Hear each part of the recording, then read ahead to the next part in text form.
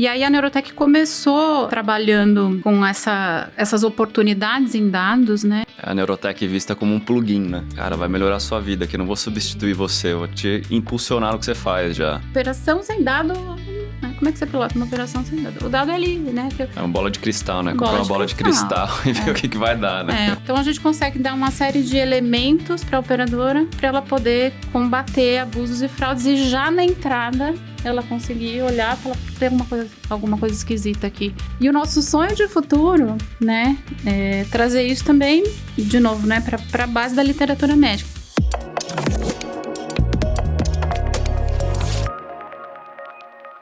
Mais um Stormia Talks começando aqui para você que gosta de inovação, tecnologia. E hoje a gente está aqui com a Érica Fuga, da Neurotech. Tudo bem? Seja bem-vinda. Tudo bem, obrigada. Um prazer estar aqui. Fábio Nogue, tudo bem, Nogue? Olá, pessoal. Prazer estar aqui com a Érica, né? Nossa parceira da Neurotech. E o Wilson Leal. Seja bem-vindo, Wilson. Obrigado, prazer estar com vocês aqui. Neurotech. Quem que é a Neurotech, Érica? Vamos lá, Douglas. A Neurotech é uma empresa que nasceu há mais de 20 anos, por volta de 21 anos, lá em Recife, né? Foi fundada lá por professores da Universidade Federal de Pernambuco, né? Que lá atrás vislumbraram essa possibilidade aí, esse mar aí imenso, né? De se trabalhar com dados, né? E depois, posteriormente, com inteligência artificial. Então, ela foi fundada lá. E foi gestada lá no Porto Digital, que é um polo tecnológico que a gente tem aqui no Brasil. Muito interessante até de se conhecer e tudo. E aí a Neurotech começou justamente trabalhando com essas oportunidades em dados, né? Adquirindo dados e montando o seu lago, né? Que a gente chama de NeuroLake.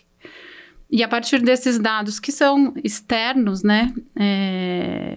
Aos nossos clientes, a gente começou a trabalhar na área de crédito, né, de risco de crédito para financeiras e bancos, né, no sentido de trazer esses dados que estão fora dos bancos e das financeiras para poder dar um direcionamento sobre aquele risco, né, daquele crédito. Então, a gente começou nessa área de crédito e, posteriormente, da área de bancos mesmo, a gente foi migrando para seguros, né, e aí também olhando os riscos envolvidos em seguros em geral, né, automóvel e posteriormente saúde, que é a nossa última unidade de negócio, última no sentido de que é a mais recente, né, mais criada mais recentemente, a gente acabou entrando na área de saúde também a partir de seguros, também olhando essa questão do risco, né, e muito fortemente para a área de fraudes e abusos em saúde, que é uma das questões mais impactantes hoje, né, para nós.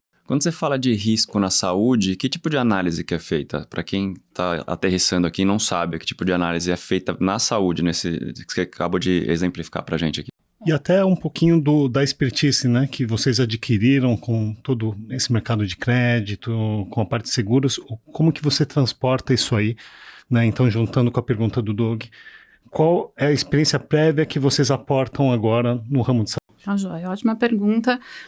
Em crédito, né, quando a gente começou a fazer risco de crédito, a gente começou a olhar para esse comportamento desse indivíduo, né? Então, como é que é o comportamento dele em relação às suas finanças? Como é que é o comportamento dele em relação às judicializações e riscos criminais? Como é que é o comportamento dele em relação à localidade onde ele mora? Uma série de variáveis que estavam fora dos bancos e das financeiras.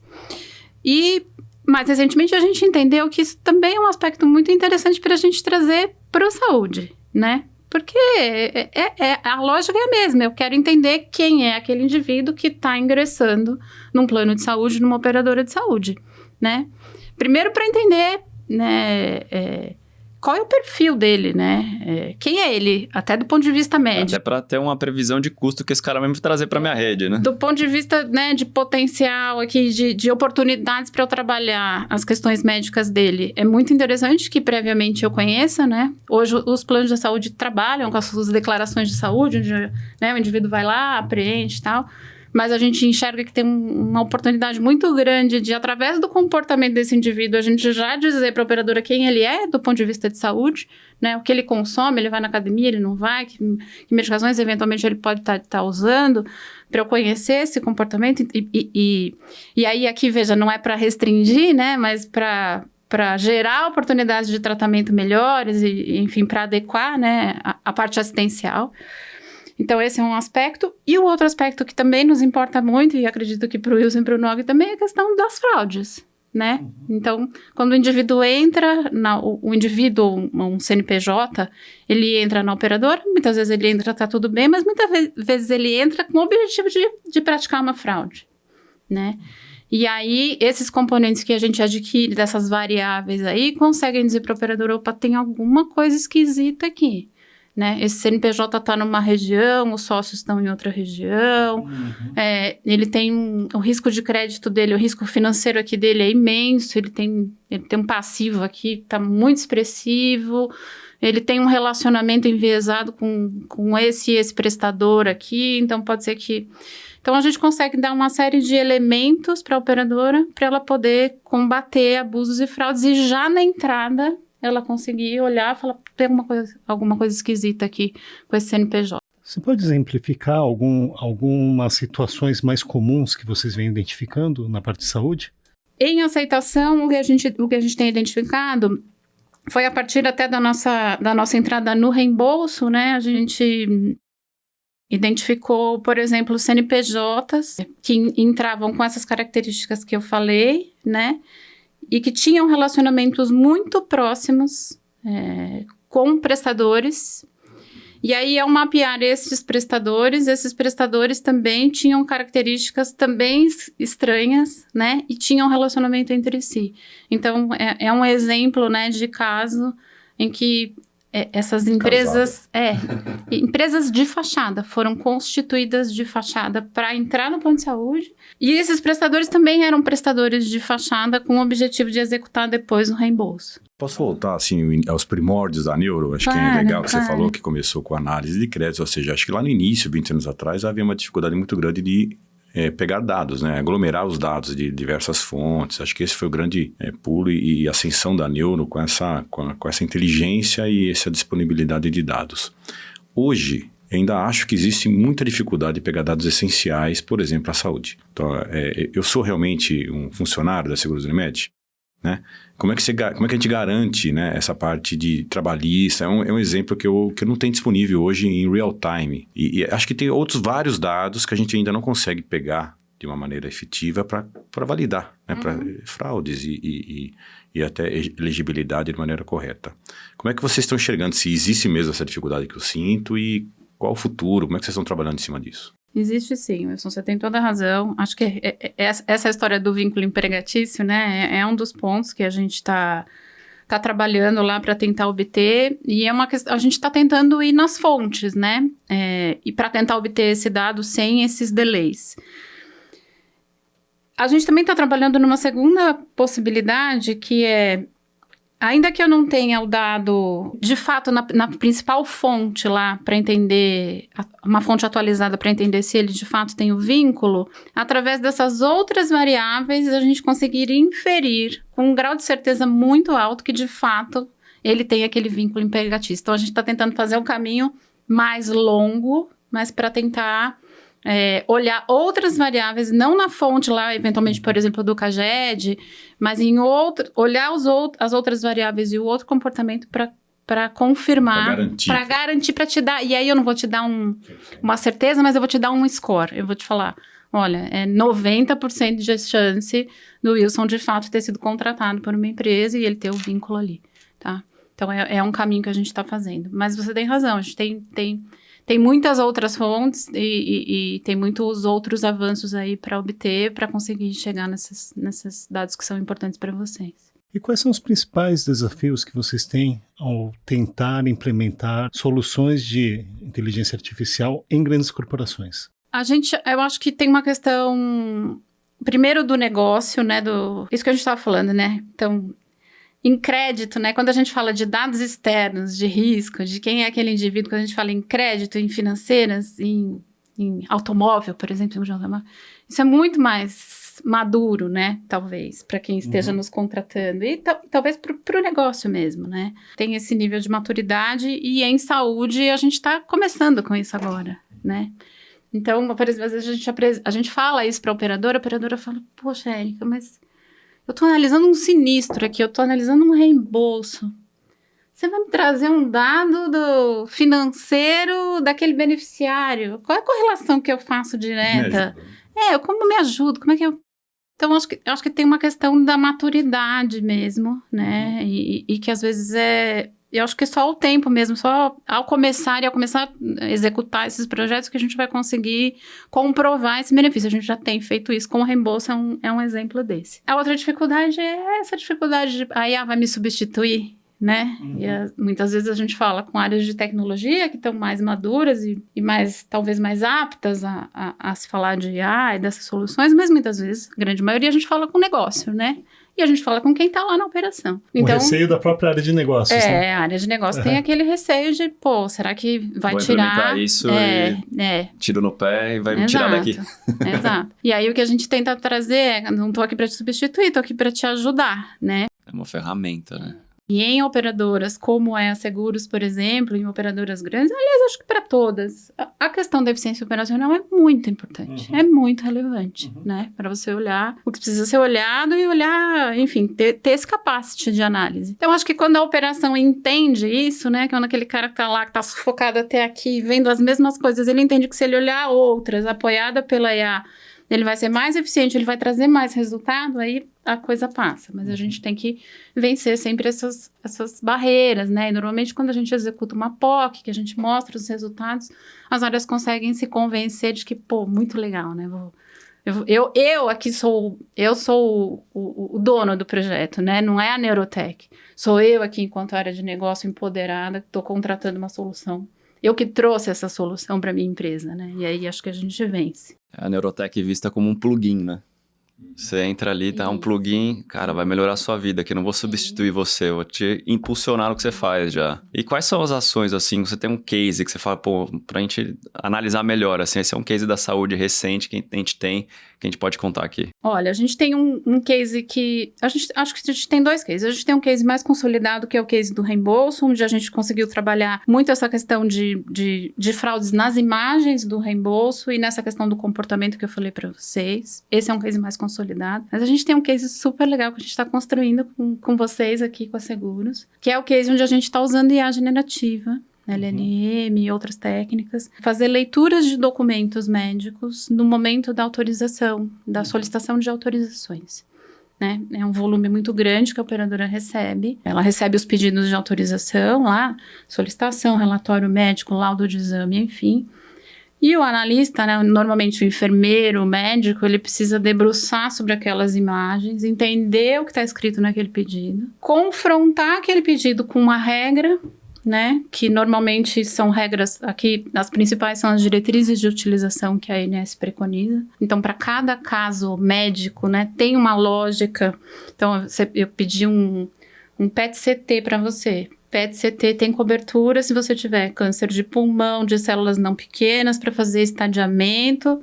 Então, umas regrinhas que tem que seguir, né? Isso. E aí, hoje a operadora precisa fazer essa leitura, esse confronto, esse entendimento médico, para poder decidir se ela vai autorizar ou não, se aquilo está coberto ou não, se aquilo é melhor conduta ou não para aquele paciente. Então, a gente está trabalhando nesse case com a Seguros, onde a gente vai lá, extrai essas informações dos relatórios, né? Busca esta diretriz para aquele caso e a inteligência artificial faz esse confronto e devolve esta sugestão, este relatório, dizendo, olha, de fato, Douglas... Não vou falar o Douglas. De fato, o Zezinho tem um câncer de pulmão. Por isso que eu não vou falar o Douglas. Isola, né? Tem um câncer de pulmão, células não pequenas e, enfim, tá naquelas características e você pode autorizar, tá tudo ok, né? Ou não, faltou tal informação. Até para buscar de novo essas informações. Interessante. É muito interessante. É uma agilidade muito grande, né, que ganha com isso. Muito grande. E essa inteligência é própria de vocês que desenvolveram? É própria nossa, nós que desenvolvemos. São grandes da questão hoje, né? Quando a gente fala das Big Gen AIs, De onde que tá vindo esses dados? Quem que tá treinando? Quem que tá por trás? Esse é um grande X da questão, né? É um legal. conjunto de técnicas ali que os nossos cientistas de dados desenvolveram, né? Eu não vou saber falar o detalhe do detalhe, mas é IA generativa e especializada em saúde. E o nosso sonho de futuro, né, é trazer isso também, de novo, né, para a base da literatura médica. Então, hoje a operadora, ela toma a decisão baseada em regras da ANS. Só que essas regras da ANS, elas são limitadas. A gente tem lá para 160 casos, situações, né? Exames, procedimentos e tal. Mas eu tenho todo o restante dos procedimentos que a operadora também quer tomar a melhor decisão médica, né? Tem uma responsabilidade da operadora, né? Quando ela está autorizando, ela está negando. Negando. Exato, ela não está negando porque ela quer negar, porque ela quer. Ela está negando porque, não tem uma base científica ali, não tem nada que justifique aquele pedido médico. Tem a responsabilidade médica da operadora. Então, o nosso sonho é, num futuro próximo também, a gente não só conseguir confrontar com as regras da ANS, mas com toda essa literatura médica que existe, para que a operadora também consiga tomar a melhor decisão. O médico que solicita precisa tomar a melhor decisão, e quem está regulando ali, quem vai viabilizar, quem vai ser o provedor, também tem que ter essa responsabilidade de prover a melhor conduta, né? Não qualquer conduta. Esse case a gente está construindo aqui a 4 mãos com a Seguros e está ficando muito bacana, muito bacana.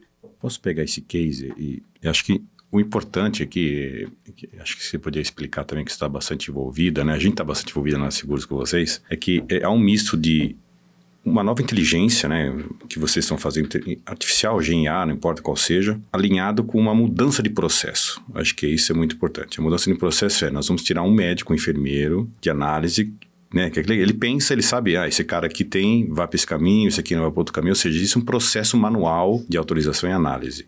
Colocando uma inteligência artificial, o processo também da seguradora, da operadora, vai ter que ser adaptado a essa inteligência artificial. E eu acho que isso não é só fazer inteligente, tem que mudar também como a operadora trabalha o processo. Tem que pensar internamente nas seguros lá, como o nosso processo vai mudar quando vir uma resposta A ou B ou C.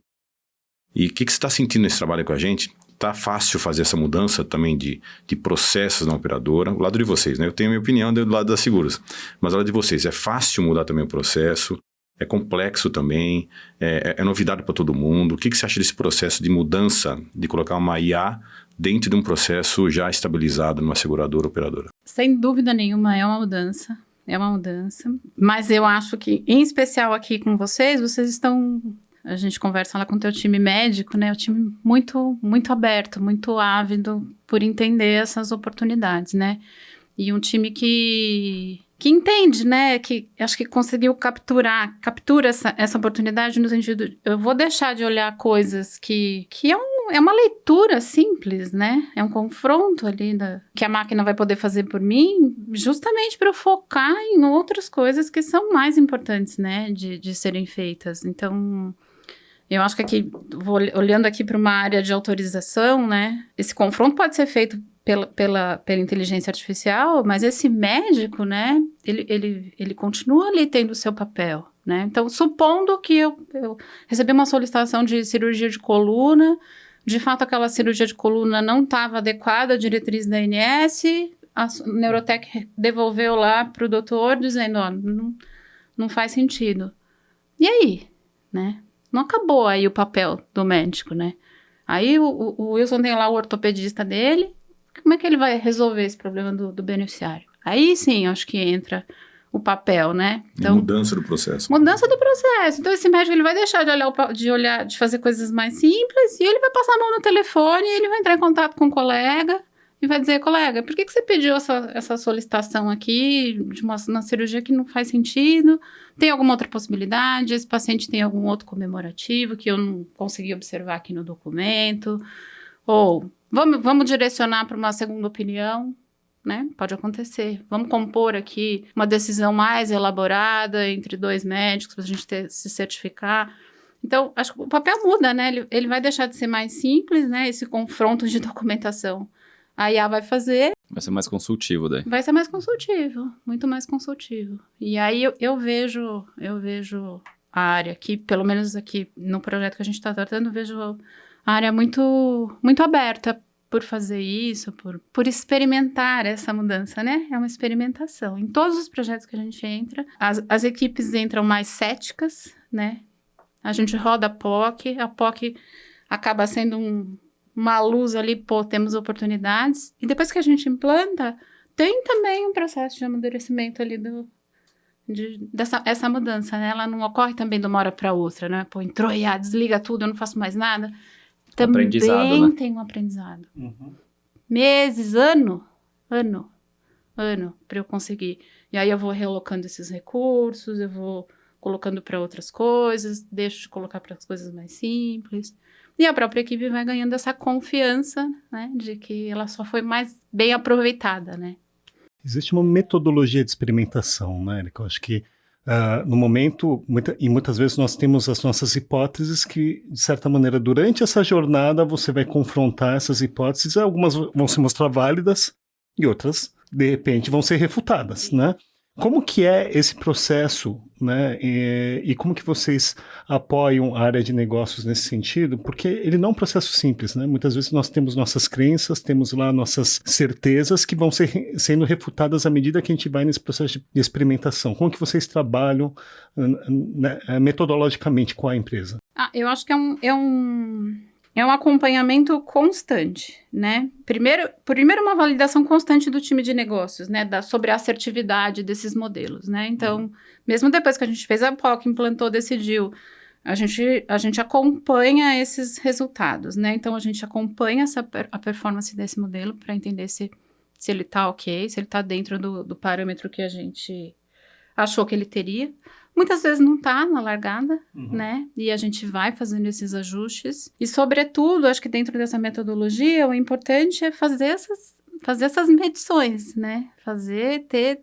Não faz sentido a gente implantar um projeto, sair e deixar lá o negócio, né? Primeiro entendendo se performou e segundo medindo esses resultados. A gente tem que acompanhar, né, a operadora no sentido de fazer essas medições, né? E até do ponto de vista de benefícios para o negócio mesmo, de resultado. Às vezes de resultado até financeiro, né, mesmo? Que a gente precisa depois, vocês precisam reportar, né? Vocês precisam justificar o investimento naquele projeto. Então, a gente busca, né? Não são todas as operadoras que, de novo, né? Tô falando da maturidade. Tem operadora que a gente implanta e a gente depois não consegue receber essa retroalimentação. E é ruim para nós e para a operadora, no meu modo de pensar. Mas tem operadora que a gente consegue, sim. E aí, quando a gente consegue obter esses resultados e fazer esse acompanhamento, aí dificilmente o resultado escapa. Porque a gente vai melhorando, a gente vai apertando o parafuso, né? Érica, você é médica de formação. Como você entrou na área de gestão e começou a trabalhar com tecnologia? Olha só que legal, muito, muito legal essa pergunta. Eu vim pensando nisso hoje de manhã. Eu sou médica de formação e, enfim, por motivos pessoais, eu fiz cirurgia geral e depois por motivos pessoais acabei casando, tendo filhos e foi mais difícil clinicar na área de cirurgia, eu acabei indo para a medicina do trabalho. E dentro da medicina do trabalho eu comecei a trabalhar em empresas e gostar desse mundo corporativo e tudo mais. E a partir da medicina do trabalho eu fui também trabalhar em operadoras de saúde. E em operadoras de saúde eu tive a oportunidade de fazer minha carreira toda em operações. É isso, essa dor eu tinha muito essa dor da operação, né? De como é que eu dou conta desse volume incrível aqui de autorização, de sinistro, de reembolso, como é que não tinha como. E aí eu tive a oportunidade de desenvolver projetos dentro da operadora de tecnologia e de dados, né? E foram os projetos que acho que mais me alavancaram profissionalmente, projetos de sucesso, onde eu consegui colocar um pouco dessa inteligência aí dentro da operação, né? E aí, depois de consolidar essa carreira dentro da operadora, né, e já ter esse aprendizado, aí eu troquei o lado do balcão, vim para o lado de cá, justamente para tentar contribuir, né, com o mercado, com essa experiência que eu vivenciei de lá. E também por tá curtindo cada vez mais, né, a área de tecnologia e de IA. Então... Você pivotou várias vezes a sua carreira, né? E até pensando como organização, e pensando nos executivos, nos profissionais que vão estar nos ouvindo, nos gestores, né? A gente está migrando para organizações cada vez mais orientadas a dados, né? Quais são os grandes conselhos que você dá, né, para essas pessoas, para que a gente possa realmente se preparar para essa nova realidade? Primeira coisa é tira esse preconceito de lado, né? Assim, dados e IA é uma coisa que vem para ajudar. Então, esteja muito aberto a ouvir, né? E escutar novas formas, né? De operar, novas formas de trabalhar e tudo mais. Em segundo momento, é isso, né? Acho que talvez e aqui eu vou falar do lado de quem teve em operação, né? Tenha dentro das suas operações pessoas que estão capacitadas a falar disso, de dados, né? Eu tinha muito isso lá na operadora em que eu fiz a minha carreira. Acho que é importante ter dentro do negócio mesmo, você sempre buscar trabalhar com dados. Você não precisa ser a maior conhecedora, mas tem que trazer uma equipe bem capacitada. Isso. E buscar sempre avanços, né? Sempre tomada de decisão. Operação sem dado, né? Como é que você pilota uma operação sem dado? O dado é ali, né? É uma bola de cristal, né? Comprar uma bola de cristal e ver o que vai dar, né? O quanto entrou, quanto saiu, quanto eu tenho, onde está o desvio. Isso tem que ser diário. Isso tem que ser diário, né? Então, eu acho que trazer para os times da operação pessoas capacitadas nisso, acho que é uma baita alavancagem. E é isso, e acreditar, né? Investir, eu acho que nesses projetos aí que podem fazer esse grande salto. Senão eu fico sempre olhando mais do mesmo. Crer para ver, né? É isso aí, investir, crer. Eu posso fazer uma pergunta assim que eu acho que você que trabalha muitos anos de operadora, médica, você deve ter bastante, e na empresa de dados hoje, deve ter alguma opinião mais formada que a nossa aqui, né? O caso que você deu, o exemplo que você deu de autorização, é pegar um monte de informações de pedido versus de estado do paciente para tomar uma decisão, né? Hoje, a grande dificuldade é você ter que pegar muito documento que chega na autorização, né? Que são o upload desse documento de pedido médico, extrair esse dado para cruzar.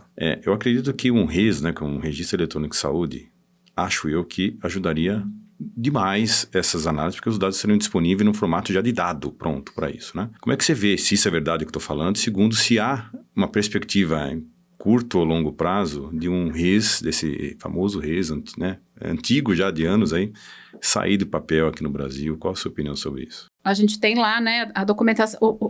O disponível que a gente tem hoje, né, é a solicitação, é o que está escrito para o médico a cada pedido, né? Mas a base de toda a informação médica está nesse... O RES é o prontuário, é o registro de informações médicas, né, daquele indivíduo. Então, sem dúvida, sua provocação é perfeita. A gente pode, né, claro, que o documento médico daquela solicitação, ele sempre vai ser muito importante para eu olhar. Mas, enfim, o potencial de informações que eu tenho lá no prontuário daquele indivíduo é estratosfericamente maior, né? Vou dar um exemplo aqui. Um caso até que a gente está trabalhando.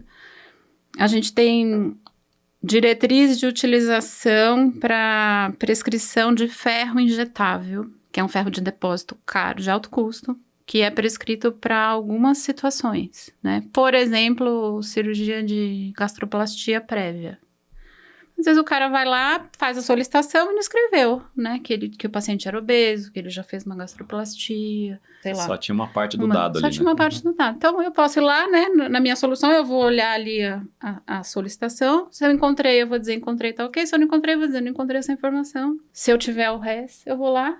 Vou rastrear todo aquele resto, eu sei todo o histórico médico daquele paciente. Então, acho que... É um divisor de águas. É um divisor de águas. Divisor de águas. Não só para regulação, né? Para regulação, eu falo para autorização, reembolso, para o sinistro, né? Depois que aquilo virou sinistro, mas para o mundo assistencial, imagina a potencialidade disso. Para eu gerir a saúde daquele paciente. Porque a operadora, o que ela quer? Gerir saúde, né?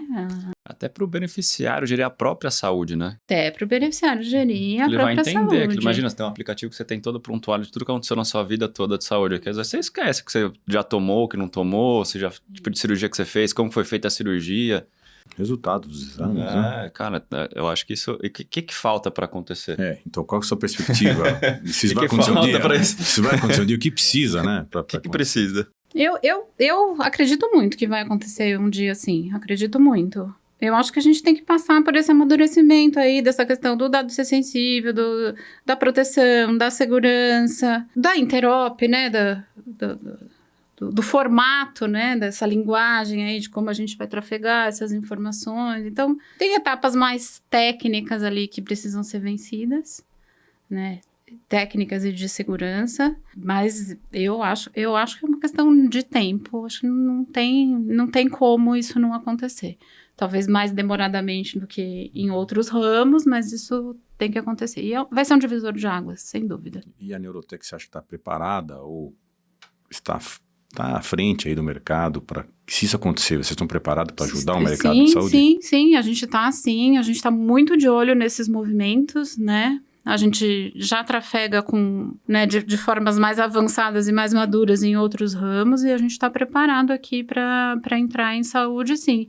E principalmente, né, acho que a Neurotech não é uma empresa que vai entrar para fazer a construção disso, né, a infraestrutura, não vou saber dizer muito tecnicamente, mas a infraestrutura desses dados aqui, mas principalmente para se utilizar dele, né, muito pronta para se utilizar dessas informações aqui, e aí dá muitos saltos, né, nessa análise, né, nessas conexões desses dados todos que estarão prontos, né? Não é uma empresa que vai estar focada em desenvolver essa infraestrutura para que esse RES aconteça, mas principalmente para se utilizar dele, né, para poder sugar, né, essas informações e potencializar a utilização deles para as operadoras e para os nossos clientes. A Neurotech, né, ela surge como uma startup, né, há muito tempo aí, já vem consolidando esse trabalho, vem crescendo de uma forma bem acelerada.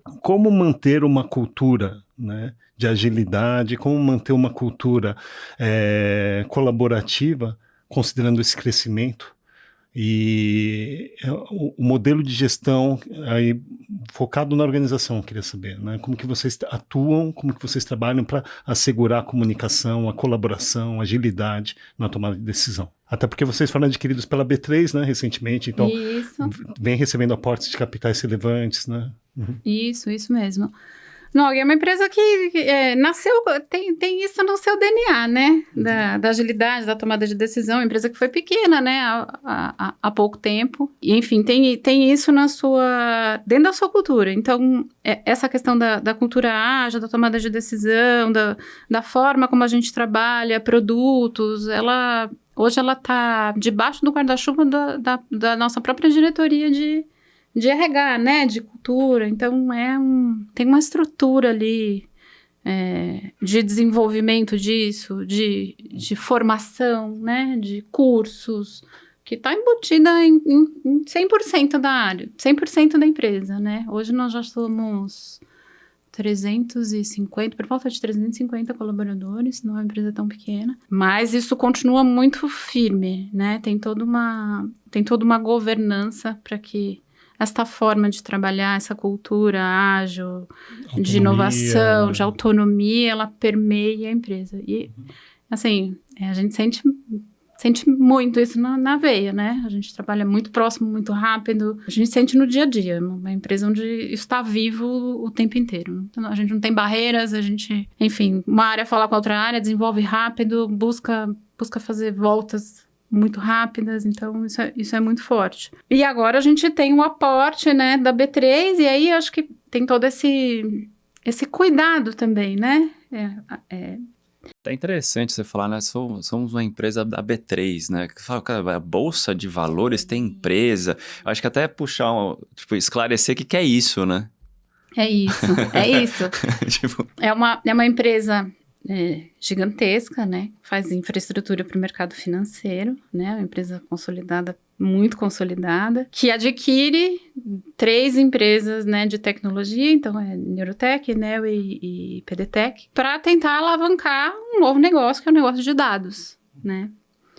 E aí tem essa delicadeza também, né? De como eu sou uma empresa formal do mercado financeiro, de infraestrutura, uma empresa que tem essa metodologia ágil, enfim, que desenvolve produtos, que cresceu rapidamente, que está falando de inovação. Então, como é que isso aqui se integra com isso aqui, mas mantém, né? Então, isso tem sido feito de uma forma muito bacana, pela B3, conosco, né? A gente conseguiu muito manter esse aspecto aqui do novo, da inovação e da agilidade aqui na Neurotech. Mas também a gente está bebendo aqui das coisas legais que a B3 pode nos trazer. Então, toda a parte de segurança, de governança. Então, hoje a gente já era uma empresa muito, muito firme aqui nessa parte, mas agora a gente se torna ainda mais sólido, né, no aspecto. E aqui em saúde é muito importante, né? O Wilson, quando eu vou entrar no projeto, ele vai me dizer, ajoelha aí no milho e fala o que você tem de segurança aqui. Então, eu tenho os processos Neurotech e tenho o B3 também. E agora já entrando em tudo isso, garantindo pro Wilson e pro Nog que a gente está muito firme nisso, né? Wilson, eu e o time de executivos, nós estivemos, né, conhecendo a Neurotech lá no Porto Digital, e a gente ficou muito impressionado com toda a estrutura da Porto e com o trabalho social que vocês fazem também, né, até de capacitação das comunidades locais, o trabalho junto com o Cesar School. Você pode falar um pouquinho para a gente de como que vocês trabalham nessa dimensão ESG e não só a Neurotech, né, mas as empresas do Porto Digital? Claro. É muito legal isso. Então, só recapitulando aqui, né, para os nossos ouvintes. A Neurotech nasceu lá na Universidade Federal de Pernambuco, com os professores da universidade e junto com algumas outras empresas ali locais. E a história é de que as empresas ali começaram a observar que ou boa parte dos alunos formados lá na Universidade Federal de Pernambuco se formavam muito interessantes para que ficassem aqui no Brasil, mas estavam de olho em ir embora do país. E aí eles começaram a entender, a pensar, né, o que a gente faz para a gente reter esses talentos aqui, essas pessoas que estão sendo formadas em dados, em tecnologia aqui em Recife. E aí tiveram essa ideia aí, né, de fato se juntarem, se unirem para construir o que é chamado hoje de Porto Digital. Então, o principal objetivo foi como é que eu retenho esses talentos aqui, né? E também a localização ali do Porto Digital era uma localização mal favorecida do ponto de vista social, deteriorada, pobre, ali com uma série de questões sociais também. Então, também o segundo objetivo, não menos importante que o primeiro, mas foi, como é que a gente, além de reter, a gente devolve isso aqui para a nossa sociedade, né? Como é que a gente melhora aqui o local onde a gente está, e como é que a gente gera mais emprego, como é que a gente, enfim, fomenta esses que já estão se formando a ficarem, como é que a gente fomenta mais formação e devolve isso para a sociedade. E foi assim que nasceu o Porto Digital, com esses objetivos. E a Neurotech, enfim, é uma das fundadoras do Porto Digital, então tem isso muito na veia. E aí é uma comunidade, né, de empresa, é um polo de tecnologia, uma comunidade de empresas que trocam essas experiências e, enfim, geram oportunidades sociais ali. Então, tem todo um incentivo, né, para a formação desses indivíduos, tem essas trocas, né, de colaboradores, né, gerando oportunidades em uma empresa para outra. Então, acontece muito, né, do colaborador sair de uma empresa para outra, enfim.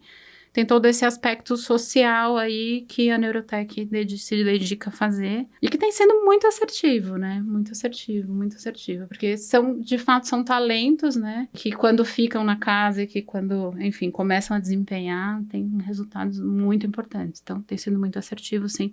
Então, esse turnover aqui de colaboradores nosso é menor, né? A gente consegue fazer uma retenção, o cara gosta de estar trabalhando lá e de ficar lá, não tem, se ele for assediado por uma outra empresa ou por uma outra localidade, dificilmente ele vai sair. Então, e é uma questão de tecnologia, né, Enoque?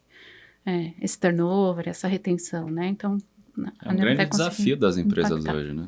Só a gente falando de programador, né? Os programadores normalmente ou tem 3 trabalhos, ou migra de um lugar para outro, não se retém mesmo, cara. É bem difícil, isso é bem complexo. É muito do mercado, isso é legal que vocês conseguiram mudar isso. A gente faz isso com a turma de tecnologia e com cientistas de dados. O Wilson e o Noé conheceram alguns lá. Então, a gente tem menino de 30 anos, doutor em astrofísica. Trabalha lá em saúde. Que demais. Tenho engenheira do ITA, tenho engenheira de navegação, né? Enfim, a gente tem muito talento e que fica ali, opta de fato a ficar conosco porque entende que tem um potencial muito grande aí para desenvolver. E quando a gente foi lá, a gente teve contato com vocês 2 dias e muitos jovens, né, que você está falando, apareceram para eles explicarem as soluções, eles explicarem o que estão fazendo, ideias e tal. Mas como é que vocês tratam, e se tratam lá na Neurotech também, essa mescla de pessoas bem jovens e talentosas com pessoas, os cabeça branca mais velhos, talentosos também, e que talvez estão perdendo força no mercado, ou espaço no mercado. A Neuro se preocupa de mesclar esses cabeças brancas com jovens. Como é que vocês estão vendo essa parte? A gente se preocupa sim. E acho que uma coisa muito legal, essa questão da diversidade é um tema muito relevante para a Neurotech.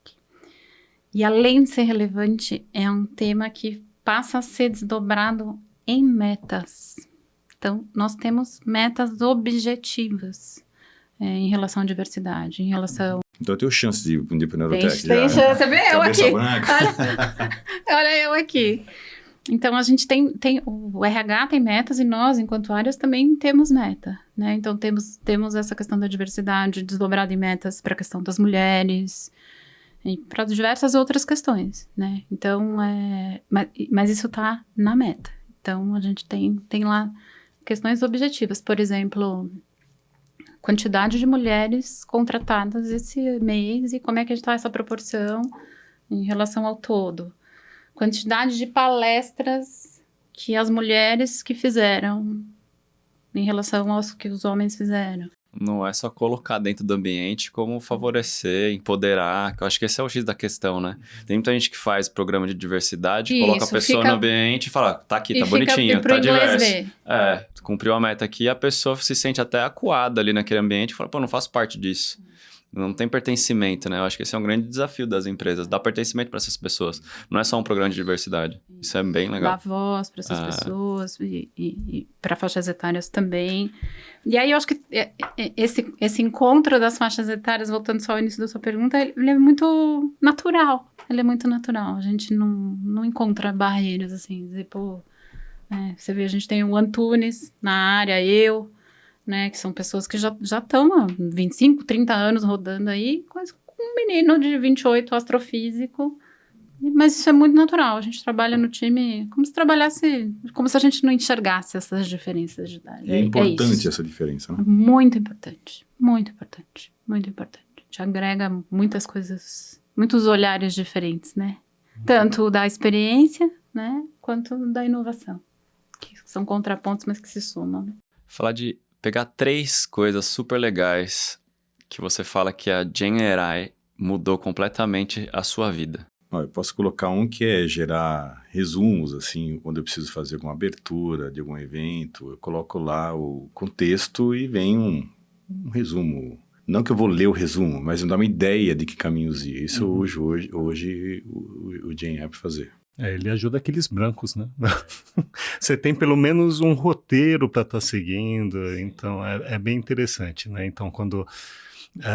inclusive, eu estou finalizando agora um MBA em Business Innovation, e aí lá muitos dos professores incentivavam o uso da generativa, né? Já que não dá para combater, vamos se juntar e vamos aprimorar, né? Então, acho que ele traz uma outra perspectiva mesmo, né? Até de organizar trabalhos e tudo mais, mas, logicamente, você tem que olhar aquilo lá e personalizar e trazer elementos que são seus. Mas, como o Wilson falou, ele traz tudo no caminho, né? Você vai preparar, você vai ter que palestrar, você vai ter que falar alguma coisa, poxa, ele traz um roteirinho lá, te ajuda de uma forma excelente. Eu uso para resumo de livros que eu já li, para rever como que ele fez o resumo desses livros. Então, eu li o livro, quero revisitar aquele livro depois de alguns anos que eu já li.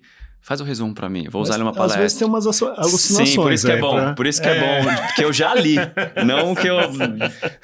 É bom que eu já li, porque eu já sei, não, isso aqui estava realmente lá ou não. Essa é a questão, acho que até a gente tem analítico aqui, de ver coisas que a gente já viu como humano, não deixar ele livre, leve e solto ali. Eu acho que tem esse layer ainda. Criação de imagens eu acho interessante, até para testar vieses, né? Tipo, como que vai vencer a imagem se eu der esse prompt? Vídeo, a gente usa aqui, que é interessante. Vídeo, a gente tá fazendo uns testes. A manipulação de vídeo, então, tipo, preciso tirar uma sujeira que tá aqui e tal. Tá sendo muito fantástico isso, tá acelerado. Então, como a gente tá na área da criação, a gente usa muito porque tem uns acessos que antes demoravam muito tempo. Mas e na área da saúde? Como que a gente consegue aterrissar diferente, assim, que não seja nessa criação e tudo mais? Que hoje, da generativa, se fala muito do lado criativo. Criar roteiro, PowerPoint, apresentações, imagens. E na área da saúde, né? Como que tá mudando? Eu gosto de usar bastante para essa tomada de decisão médica. Eu gosto bastante de usar. De botar as características ali daquele indivíduo, daquele paciente, daquela doença e entender o que volta daquilo. Eu gosto bastante de, a partir disso, testar a questão da linguagem para cada indivíduo, né? Então, o Douglas com tal patologia, com tal situação, como é que eu gero uma prescrição para ele? Então, vai vir, né, o Douglas universitário, né, enfim, com todas as suas características. Mais coloquial, o tom de voz, você diz? Não? Ou mais... O formato da linguagem, por exemplo, de uma prescrição, né, de uma conduta, como você vai adequar. Eu gosto muito disso, dessa adequação ali que a IA consegue fazer. Testo muito... A gente usa lá nos nossos produtos, mas eu testo muito individualmente, assim, nessa questão da conduta médica e dessa personificação, assim, para cada indivíduo. Eu gosto bastante e acho que é uma realidade, né? Acho que a gente já tem hospital, né, fazendo isso para suas prescrições, já tem hospital utilizando para fazer as suas solicitações de pedidos. Isso já é uma realidade que está acontecendo. Eu gosto muito desse aspecto aqui em saúde. Falar de futuro, assim, não que a gente tá usando, porque eu acho que nem eu não uso, né? Não tô lá no dia a dia usando, no campo usando. Mas acho que tem muita aplicabilidade daqui para frente, porque é muito novo também isso, né? A gente não sabe usar, não tem ferramenta prontas e fáceis. Todo mundo beta tester ainda. E ainda, né? Mas ontem eu estava até à noite num evento, achei muito interessante, nós estávamos falando sobre GenAI, Generative. Uma coisa que eu percebi que dá para a gente escalar assim, de maneira muito grande é treinamento, né? Então, você imagine um atendente, né? Que o beneficiário vai ligar com uma dúvida. Essa pessoa tem que ser treinada uns 2 meses para conseguir tracionar, falar essa linguagem, saber o que está falando, ler o contrato da pessoa. Então, você fazer um treinamento com GenAI, ou já começar a colocar GenAI nesse atendimento, vai acelerar demais o preparo dessa turma, né? Que tem que fazer um atendimento direto para o usuário. Liga e fala, tem o direito a esse procedimento? Poxa, a pessoa tem que abrir contrato e tal. Às vezes eu entendo o que é aquele procedimento. Então, isso vai ajudar bastante no treinar e dar respostas para o atendente. Acho que isso vai escalar demais, não só na saúde, mas acho que em qualquer ambiente. Treinamento, a velocidade da pessoa estar pronta para atender. Acho que isso é bastante interessante que eu vi ontem, né? Que os operadores de telecom estão fazendo isso, esse treinamento. Imagina o cara entrar numa central de atendimento, vai ter que aprender um monte de coisa, né? Qual a diferença no iPhone 15 para um Samsung S24? O cara que está na ponta vendendo o telefone. O cara não sabe, é treinamento que ele tem que fazer de meses para... Ele já tem um sistema lá que bate e fala, a diferença é essa, sabe? Essa velocidade de treinamento e atendimento vai mudar o nosso mercado. E tem o piloto que a gente está realizando lá na própria central de relacionamento da Seguros, né? Porque são 5 ramos diferentes. E por vezes, o que acontece? Para acessar a base de conhecimento, a pessoa entrava lá e tinha que ficar procurando qual que é, porque ela não tem... É impossível, né? Você ter todas as informações. E tem as questões específicas de contrato, né?